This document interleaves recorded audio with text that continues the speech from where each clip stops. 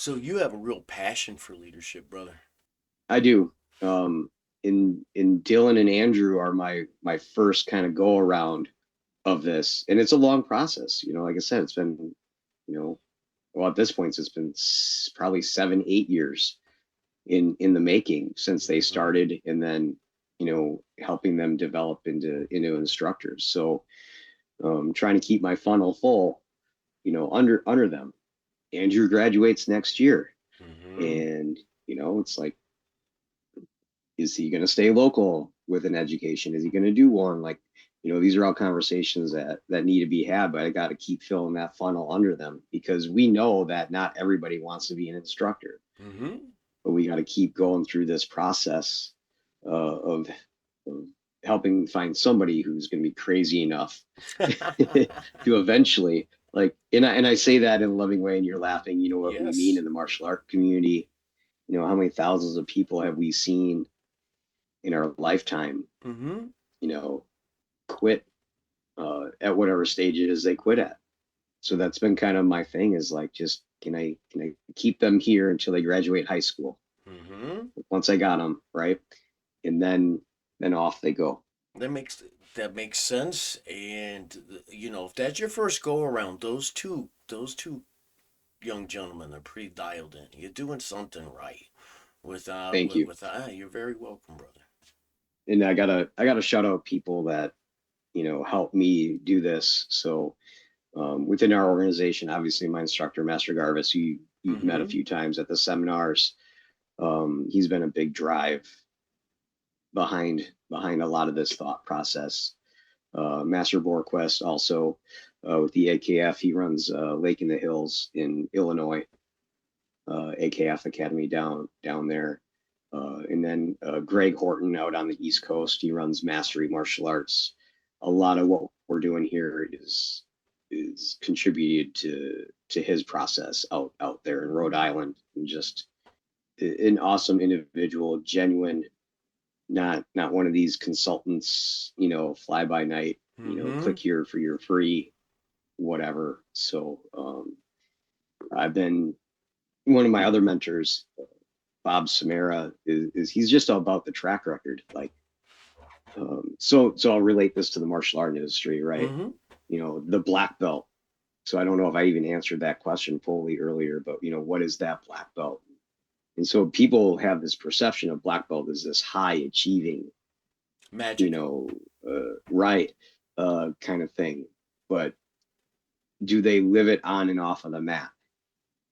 So this, term master or sifu or instructor, whatever it is, like, are you this on the mat and not off the mat? Mm-hmm. Right. What I'm trying to get at is, a lot of things are just lip service, and it's communications of things that they haven't actually dug into and developed for themselves and done it themselves. It's like, oh, this is really cool. Hey, Jamie, you should do this, but I've never done it. Mm-hmm. So looking at a track record, that's been a big thing for me. I just look at people's track records. That's really great that that company did that result that you represent. But what have you personally done with the company, kind of thing, Experience versus right? opinion, brother. I'll go for Yeah, experience all day long, right. and opinion is it's cheap. It is. So needs to be more genuine people out there, which is what I hope we're helping to create. For sure. And we all go through stages of life. So at different times in my life, I've been very unsifuli, as Yeah, different stages of life, But I think it's important that we take those titles because they mean something and try to honor it as best we can. yes, yes, and yeah, what you're kind of talking about is that imposter syndrome Mm-hmm. kind of thing. I know I had it when I earned my master's rank. This probably didn't happen this way, but somebody said Master Gustavson, and I went, "Oh, What? hi, that's me." Yeah, Yeah. because you grow into these positions. Yes, brother. You know, you don't you don't start off all knowing, kind of Yeah. thing. And so you keep taking steps, you create the next comfort zone, you go live there, and you just keep rinsing and repeating that. The belief starts to come that you are who you are, or I do deserve the rank of master, right? Because of look at what I have done. Brother, that's And two different things in my that's mind a happen. Either like we can achieve the rank, and then there's something inside of us that makes us want to do better to feel like we earned it more so, or we achieve the rank and we're like, okay, check it off the box, and sometimes then we're done.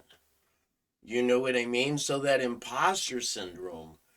I heard the other day someone say the only people who really don't have some type of imposter syndrome are actually really freaking imposters. Like, they're in and out as quickly as possible. makes sense, You know, whenever right? I was very fortunate, I just earned my purple belt, you know, Yeah, and congrats on that. brother, thank you so much. I was a blue belt for over a decade, you know, so without a doubt, still feel like I'm going to work on earning that purple belt, and I know Right, I put in the time because I did, two extra, well, anyway, a decade of being a right, blue belt. So between injuries and whatnot, but I think sometimes that imposter syndrome can almost bring out the best of us, you know, uh, in certain right. type of cases.